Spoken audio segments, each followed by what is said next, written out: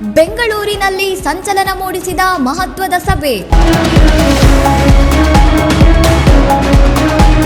The saffron front ಎಂಬ ನೂತನ ಕೇಸರಿ ಪಕ್ಷದ ಉದಯ.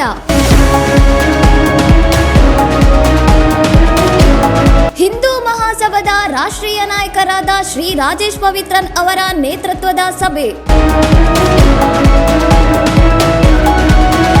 ಪ್ರಮುಖ ಸಂಘಟನೆಗಳ ಎಲ್ಲಾ ನಾಯಕರ ಉಪಸ್ಥಿತಿ.